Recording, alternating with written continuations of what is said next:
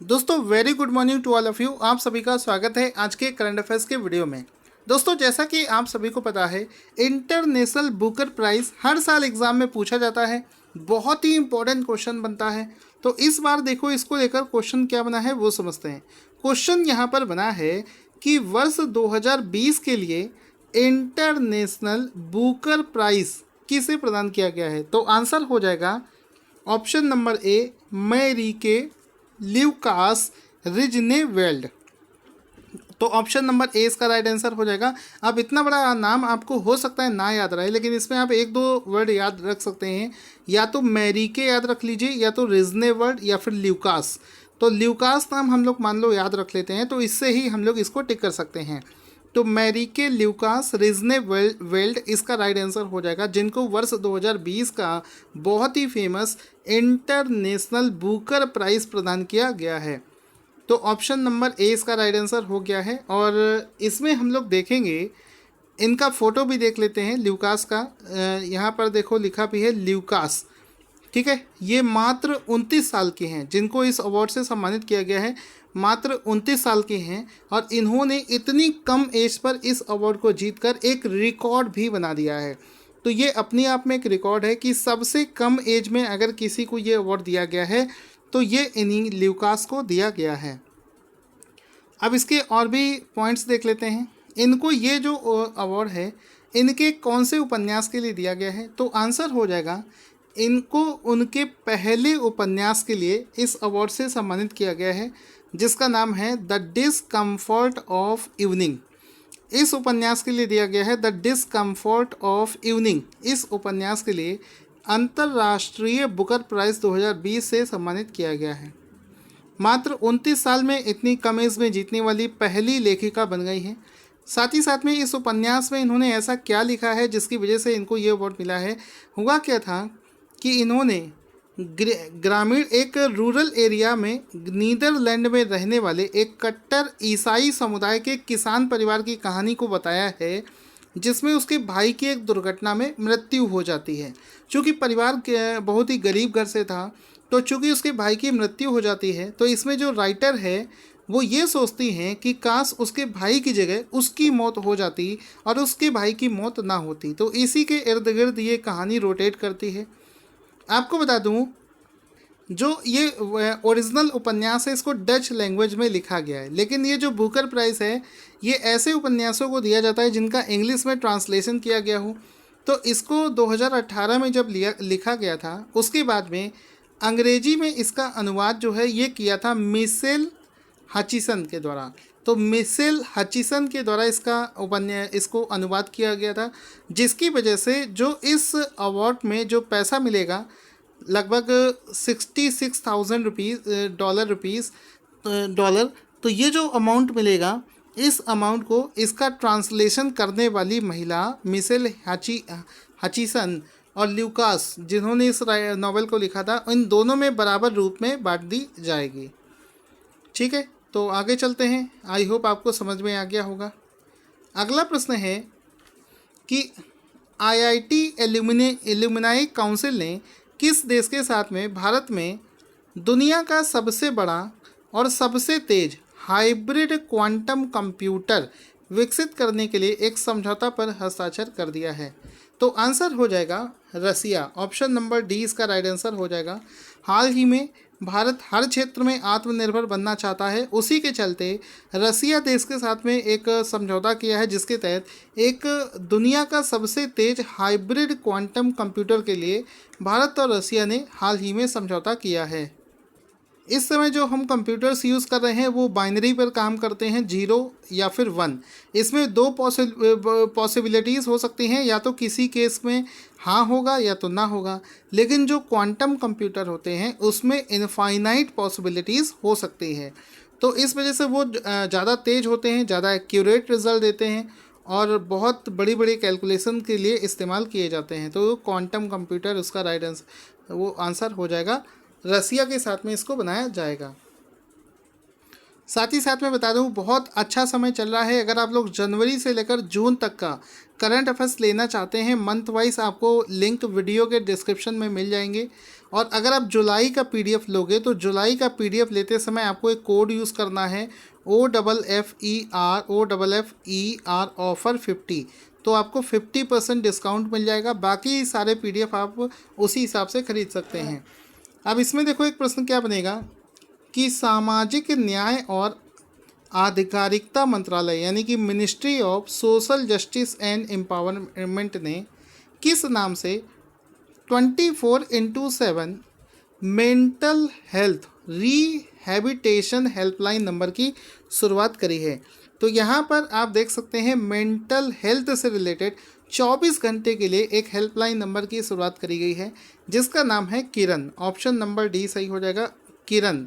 किरण नाम से इस हेल्पलाइन नंबर को शुरू किया जाएगा। किसके द्वारा? Ministry of social justice and empowerment के द्वारा इस हेल्पलाइन नंबर को शुरू किया गया है। दोस्तों आज नहीं तो कल आपकी जॉब लगेगी या फिर आप बिज़नेस कर सकते हो। तो होता क्या है, जब आप जॉब करते हो या बिज़नेस करते हो और आप बहुत सारा पैसा कमाते हो तो आप एक बात आपने सुनी होगी कि सर कितने लाख रुपए कमाने के बाद में हमको जीएसटी फाइल करना पड़ता है। तो देखो जितने भी बिज़नेस होते हैं अगर उनका टर्नओवर 20 लाख रुपए से ज़्यादा जा रहा है तो फिर उनको जीएसटी नंबर के लिए अप्लाई करना पड़ेगा। उनको एक जीएसटी नंबर मिल जाएगा और फिर उनको जो टैक्स देना होता है वो जीएसटी दायरे में देना होता है। तो अभी ये जो 20 लाख लिमिट थी इसको चेंज कर दिया गया है। क्वेश्चन क्या बनेगा, केंद्र सरकार ने जीएसटी में कितने लाख रुपए सालाना तक के टर्नओवर वाले बिजनेस को इस दायरे से बाहर रखने का फैसला लिया है। तो हाल ही में सरकार ने अनाउंस किया है कि अब 40 लाख रुपए तक का अगर आप बिज़नेस करते हैं तो आपसे जीएसटी नहीं लिया जाएगा। तो ऑप्शन नंबर 20 का राइट आंसर हो जाएगा। अब इसमें क्या होगा, 40 लाख तक अगर आप कमाते हैं तो बिना जीएसटी के भी आप काम कर सकते हैं। नॉर्मल जो आपका टैक्स बनेगा बस वही आपको पे करना पड़ेगा। तो ये हाल ही में फाइनेंस मिनिस्ट्री के द्वारा अनाउंस किया गया है। इसमें एक चीज़ और होती है, अगर आपसे पूछे कि इसकी पहले लिमिट क्या थी, पहले इसकी लिमिट थी 20 लाख जिसको बढ़ाकर 40 लाख कर दिया गया है। साथ ही साथ में बहुत सारे ऐसे ऑर्गेनाइजेशन हैं जिसका जो टर्नओवर है वो 1.5 करोड़ के पास पहुंच जाता है। तो 1.5 करोड़ के पास जिसका टर्नओवर है तो उन लोगों को जीएसटी ना देकर एक कंपोजिशन स्कीम का फ़ायदा उनको मिल जाता है। उनको अपने टोटल टर्नओवर का 1% जो है टैक्स अदा करना पड़ता है। तो ये रूल है जो आपको पता होना चाहिए। देखो अभी रिसेंट में आपको पता होगा भारत और बांग्लादेश के बीच में रोहिंग्या मुसलमानों को लेकर विवाद चल रहा था। भारत का कहना था कि रोहिंग्या मुसलमानों को बांग्लादेश संरक्षण दे उन्हें अपने देश में। और अभी देखो क्या बना है क्वेश्चन कि कौन सा देश लगभग 10 लाख रोहिंग्याओं को भाषण 4 द्वीप पर स्थानांतरित करने की योजना बना रहा है। तो आंसर हो जाएगा बांग्लादेश। बांग्लादेश के पास में एक छोटा सा आइलैंड है, उस आइलैंड पर बांग्लादेश ने क्या किया है, 10 लाख रोहिंग्यास को वहाँ पर इस्टेब्लिश करेगा, स्थापित करेगा, जिसके लिए उस आइलैंड को तैयार कर दिया गया है। उसमें रहने की व्यवस्था, खाने की, मेडिकल और क्या कहते हैं नमाज़ पढ़ने के लिए जो उनका धर्म के अनुसार जो मस्जिद होती है वो, और जितनी भी सुविधाएं होनी चाहिए एक शहर के अंदर में, वो सारी सुविधाएं बनाकर एक द्वीप है उनके देश के पास में जिसका नाम है भाषण 4 द्वीप। इस द्वीप पर इन 10 लाख मुसलमानों को, रोहिंग्यास को स्थापित किया जाएगा।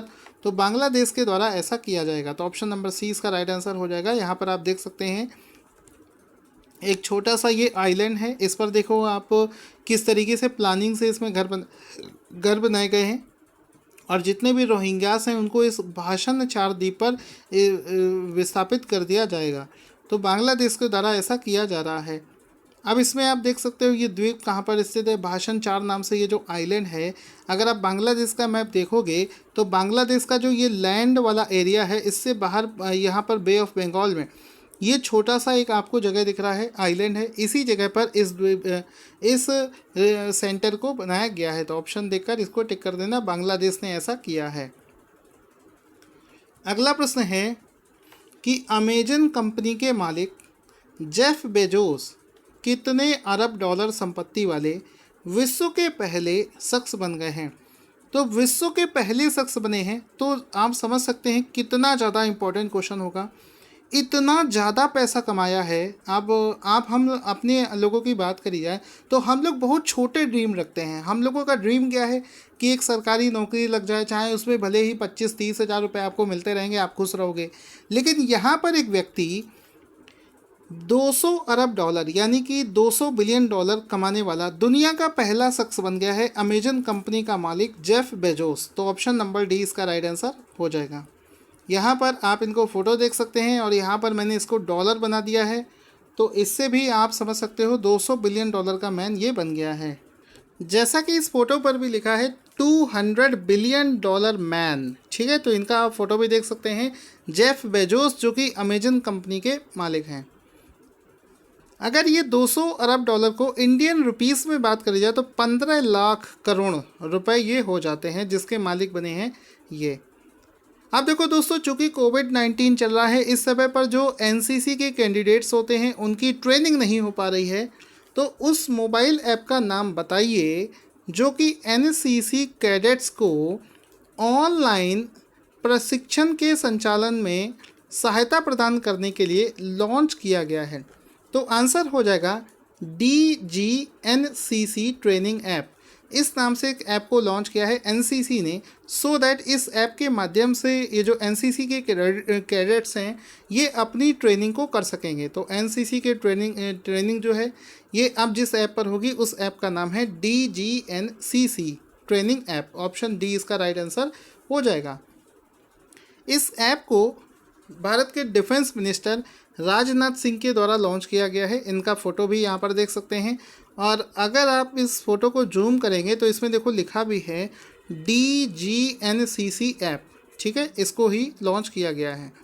यहाँ पर आप इस ऐप को लॉन्च करते हुए देख सकते हैं, इसको राजनाथ सिंह के द्वारा लॉन्च किया गया है। आगे चलते हैं। इसमें ये जो वर्ड यूज़ किया है DGNCC, इसका मतलब होता है directorate general national credit corps. ये आपको पता ही होगा। एनसीसी के बारे में जानते हैं। इसका हेडक्वार्टर न्यू दिल्ली में स्थित है। इसका जो मोटो है वो है एकता और अनुशासन, यानी कि यूनिटी एंड डिसिप्लिन। इसके डायरेक्टर जनरल का नाम है lieutenant general Rajiv Chopra. Answer हो जाएगा। अगला प्रश्न है, किस बैंक ने ओमनी कलेक्ट नाम से एक मंच पर मल्टी पेमेंट प्लेटफॉर्म यानी कि कई तरीके से भुगतान विकल्प प्रदान करने के लिए एक वन स्टॉप समाधान पेश किया है? तो आंसर हो जाएगा HSBC बैंक। हाल ही में HSBC बैंक ने कई तरीके से पेमेंट करने के लिए, मतलब जिसमें UPI भी अवेलेबल हो, कार्ड भी हो, क्रेडिट कार्ड भी हो, डेबिट कार्ड भी हो, या फिर और भी ऑप्शंस वहाँ पर अवेलेबल हों, उसके लिए एक सिंगल पेमेंट का एक जो प्लेटफॉर्म बनाया है उसका नाम है ओमनी कलेक्ट। हाँ, ये ओमनी मतलब हर प्रकार से, तो ओमनी कलेक्ट नाम से ये जो प्लेटफॉर्म विकसित किया गया है, मंच बनाया है, इसको HSBC बैंक ने बनाया है। तो ऑप्शन नंबर सी इसका राइट आंसर हो जाएगा। अब HSBC बैंक के बारे में बात करें तो इसका फुल फॉर्म है Hong Kong and Shanghai banking corporation. India की इसकी जो ब्रांच है उसका हेडक्वार्टर मुंबई महाराष्ट्र में स्थित है, और इसके इंडिया वाली HSBC इंडिया के जो CEO हैं वो हैं सुरेंद्र रोशा। क्वेश्चन है कि हाल ही में किसे रिलायंस इंडस्ट्रीज लिमिटेड का ग्रुप प्रेसिडेंट बनाया गया है? तो आंसर हो जाएगा Sanjeev Singh. Option number A इसका राइट आंसर हो जाएगा कि हाल ही में संजीव सिंह को रिलायंस इंडस्ट्रीज लिमिटेड का ग्रुप प्रेसिडेंट बना दिया गया है। तो ऑप्शन नंबर ए इसका राइट आंसर हो जाएगा। आप संजीव सिंह का फ़ोटो देख सकते हैं, जिनको इस रिलायंस ग्रुप का इस समय वो जो ग्रुप प्रेसिडेंट बना दिया गया है। तो संजीव सिंह इनका राइट आंसर हो जाएगा। अगला क्वेश्चन है कि हाल ही में रक्षा मंत्रालय के द्वारा छावनी क्षेत्रों में काम करने वाले कर्मचारियों के लिए किस नाम से 5 लाख रुपए तक का बीमा घोषणा करी गई है? तो आंसर हो जाएगा छावनी क्रेडिट योद्धा संरक्षण योजना। Option number A will be the right answer कि हाल ही में रक्षा मंत्रालय के द्वारा छावनी क्षेत्रों में काम करने वाले कर्मचारियों के लिए 5 लाख रुपए तक का जो बीमा पॉलिसी की शुरुआत करी गई है उसका नाम है छावनी कोविड योद्धा संरक्षण योजना। तो ऑप्शन नंबर ए इसमें राइट आंसर हो जाएगा। और इसके तहत 5 लाख रुपए तक का बीमा प्रदान किया जाएगा, जिसको हाल ही में डिफेंस मिनिस्टर के द्वारा अनाउंस किया गया है। इस स्कीम को LIC के साथ में मिलकर वहाँ पर लागू किया जाएगा, इसको भी आप लोग समझ कर रखेंगे। आई होप वीडियो आपको बहुत पसंद आया होगा। वीडियो को लाइक करें। आज का क्वेश्चन जिसका आंसर आपको देना है, एक्सपोर्ट प्रिपेयर्डनेस इंडेक्स में पहले स्थान पर कौन सा तटीय राज्य आया है। अपने आंसर को कमेंट बॉक्स में लिखना ना भूलें। वीडियो को शेयर करके अपना प्यार दिखाना ना भूलें।